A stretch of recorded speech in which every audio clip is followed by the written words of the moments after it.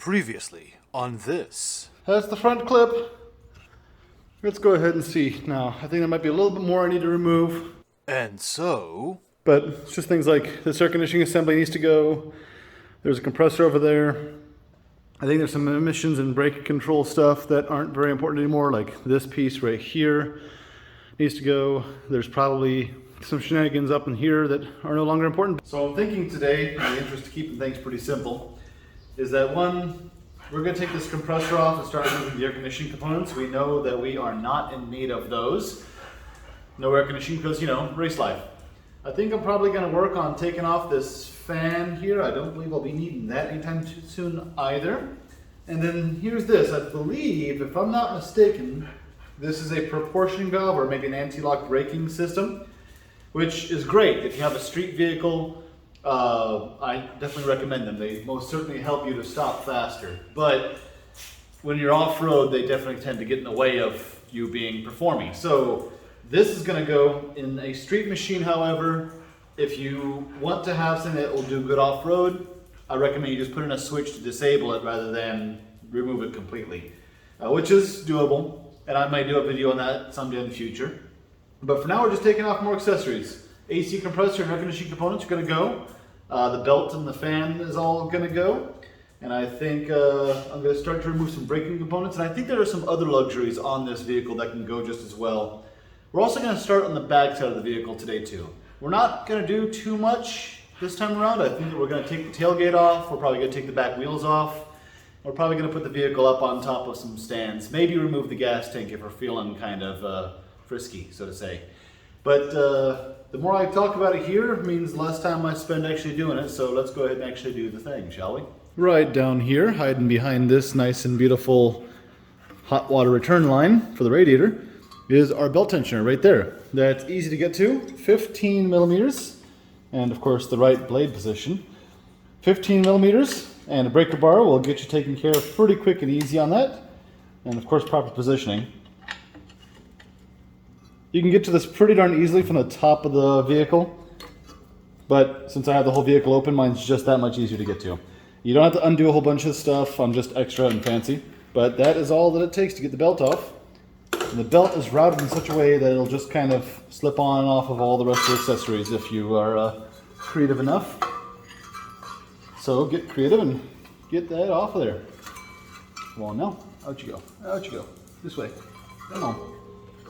All right.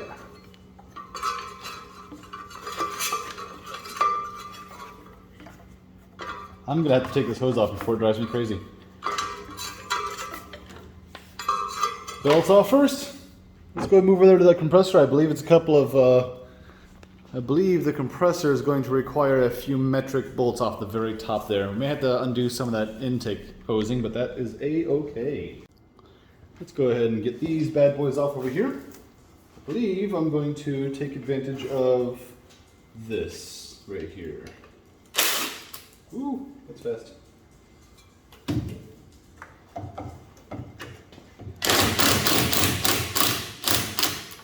we are.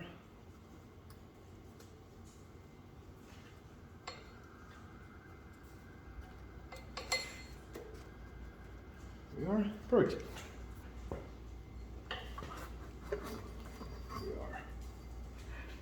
And I believe there's a hose back here. Well, that's crimped on. That's not going to come off anytime soon.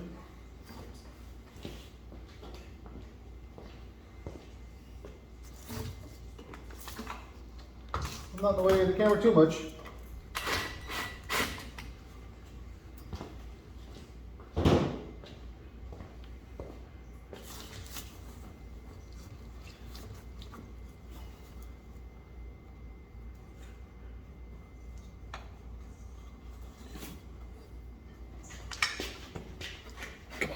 Come on. Off you go. Oh, you're going to be the worst, aren't you? The worst.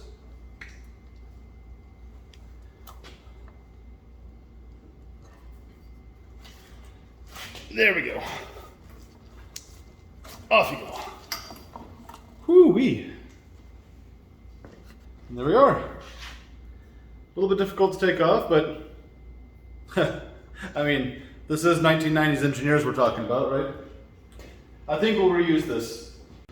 All right, I am not entirely sure how good you can see everything that's over there. We have a few things to take off over here. There are these bolts here. These four are what holds the compressor to its bracket. Those are going to be 10 millimeters, so good luck finding a fastener. I happen to have one right here that fits.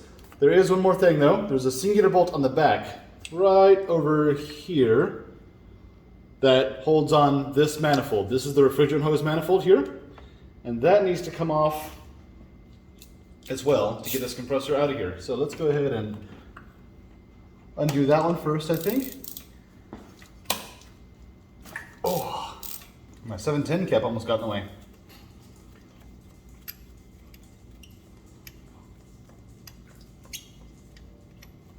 I'm just going to set this aside for now. I'll be right back.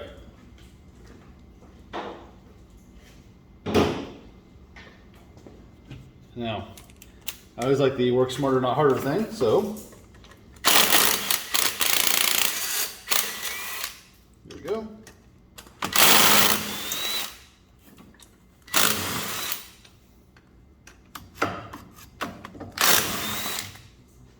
Fantastic.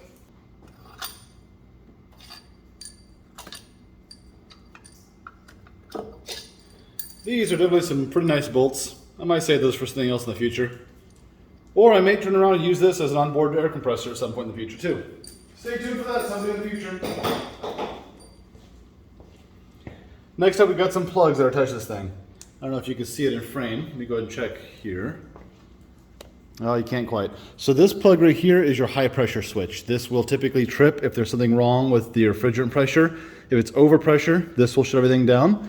This just simply comes off of there. Let me go ahead and see if I can wing jingle that off as well.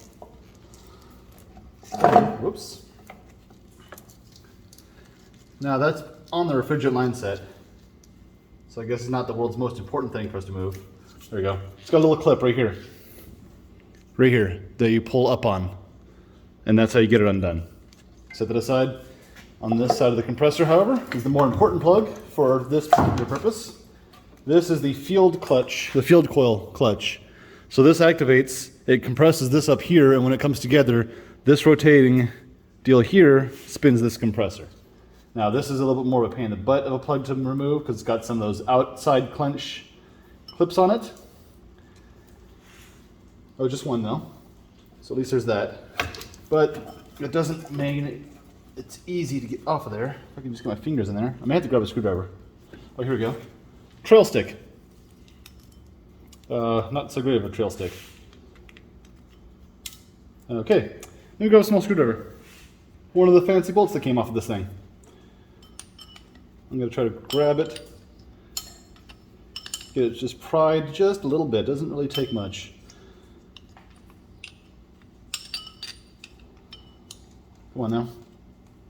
Undo. Ah, there we are. Plug.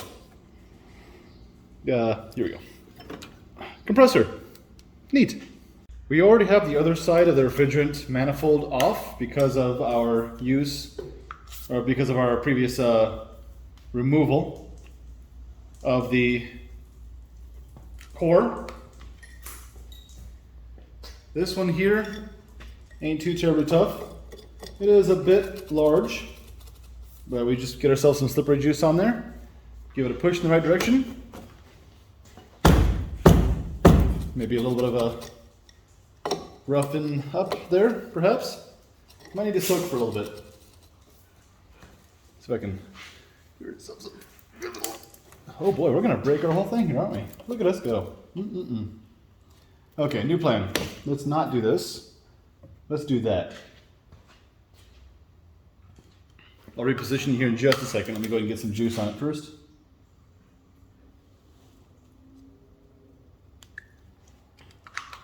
While I have it on this side, there is a switch right here. So we gotta get these hoses out of the way. These hoses are gonna go in the trash too. This is your low pressure sensor. Most of the time, when your compressor is not running and you're out of refrigerant, it's because of this switch. Let's see if I can figure out how to get the dang thing off. I'll be happy to show it to you. Come on now. There we go. There we are. Got that plug off there. It's got one of those outside clench deals. So what this thing is, inside here, there's just basically a threaded little piece. This just senses pressure. When there's not enough pressure, it opens up the line, and this is a direct cut for the field coil plug that you saw earlier. And that prevents this from running. If you're in a bind, I don't recommend professionally that any of y'all do this for any reason, but if you need to get this compressor running, say to charge it or to diagnose a feature or an issue, you can jumper these two wires here and it'll close this circuit, which will allow you to run your compressor in that event. I've done that a few times for various different reasons in many different situations. And it works, although it is not a fix. Do not use that to fix your air conditioner in any permanent sense anyway. So, next up, we have ourselves a deal back there. Let me go ahead and reposition you so you can get a better sight of it. All right, that's about as close as I can get the camera, unfortunately. See if I can get these hoses back out of the way once again. This right here, a little bit difficult to get to.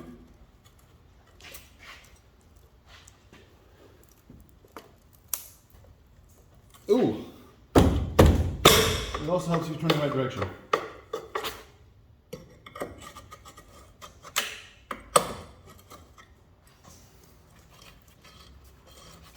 Ooh, crunchy. You hear that?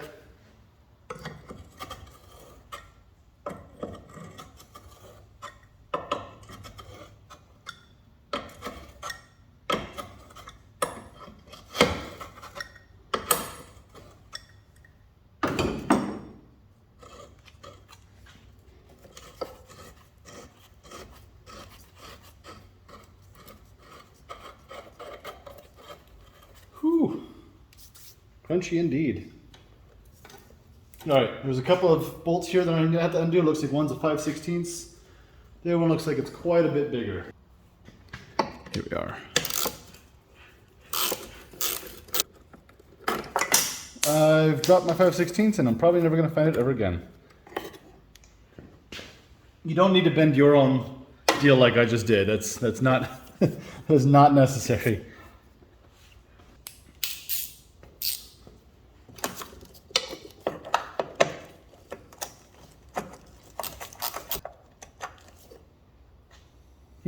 It's almost like a wood screw. Come on, focus.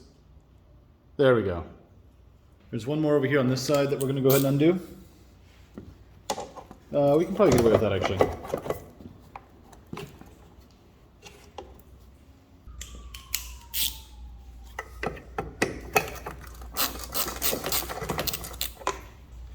Alrighty. Okay, now we can probably give it a wiggle jiggle. Got our grounding strap in the way. That's okay. I'm going to go and undo this plug. See if I can get that out of the way too. I have no idea what that sensor's for, and I feel like it should probably go.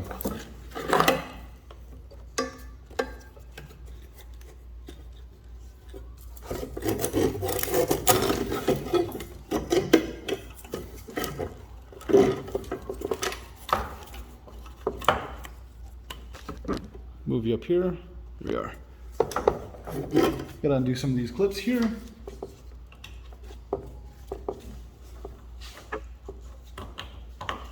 All right. All right.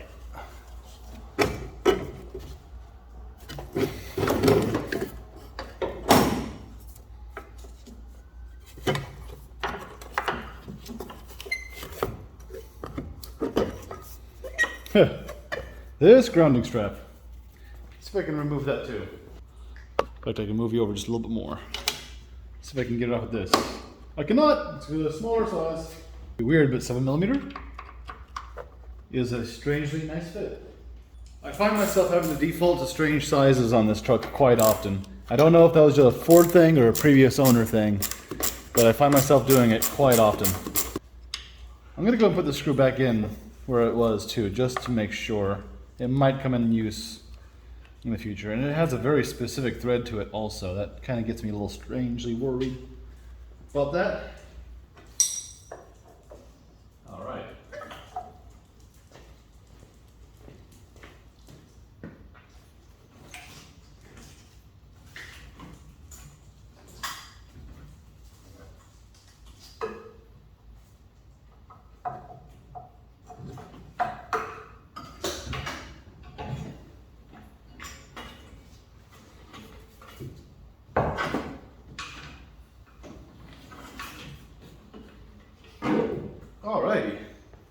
Here's our refrigeration system.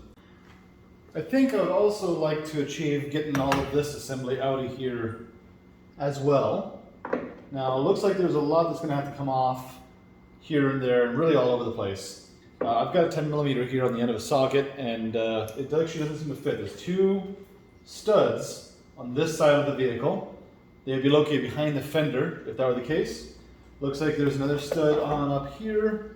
Once again, 10 does not fit. Looks like if I look on the inside, there's a screw that comes out in the opposite direction. And I think I can see that right here. It is also not a 10mm. I am believing, perhaps, that is a 7/16. Let's see. That's a pretty darn good fit. Now, I'm going to go ahead and remove all that, but you got this little wiring loom. I've already done a little bit of playing here. This is a vacuum line here that goes to the air conditioning stuff over here. This was the vacuum line that headed on over that direction. It snapped as I was playing with it. And we got lots of plugs. Here we have ourselves the fan, outside clench, just like so. Here we have ourselves, oh boy, some sort of an external sensor. It's just kind of clipped into this little bracket. I'm going to just peel that out. Oh, it's got a wire. Well, that wire goes back to the start kit. Interesting. This we already pulled out, of course. You saw that, and it's going back there just as well. So that doesn't seem like it does a whole lot, to be honest. We'll go ahead and follow that wire here in just a second and see what happens. But that's what this one does. This is a wire. Let's go ahead and unplug that right there. We'll go ahead and do that. There we are. That actually does that loom. So this wiring harness here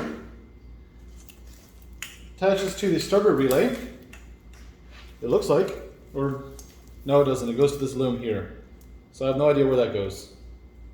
We'll leave that be for now, just in case something decides it's going to explode.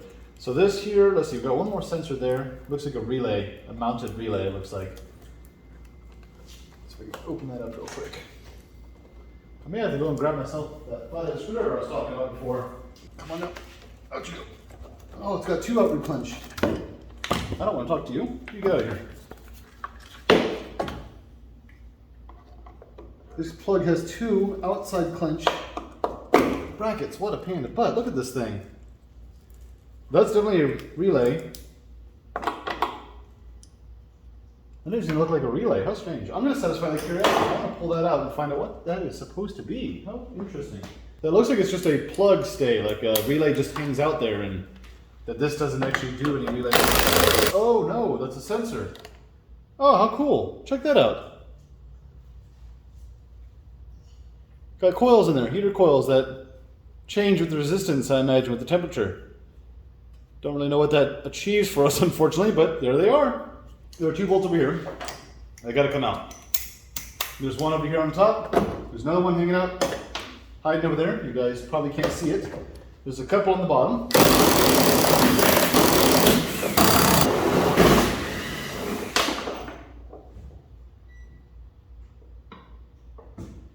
There's those 2. I have a suspicion there's a couple over there. Let me go ahead and get in y'all's way real quick and have a peek.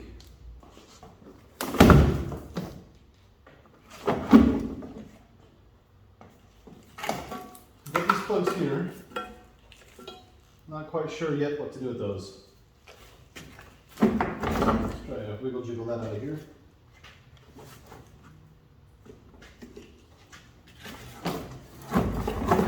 Oh, yeah. Oh, I can actually stick the plugs on the inside. Awesome.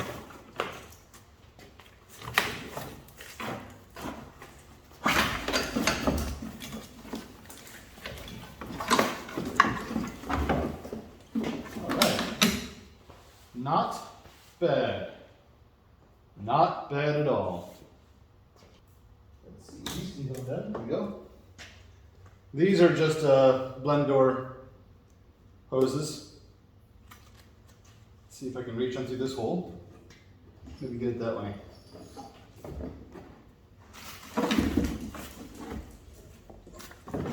Pick it up a little bit. Support its weight some. There we go. Okay. She's ready to come. Whew. Come on now. There we are.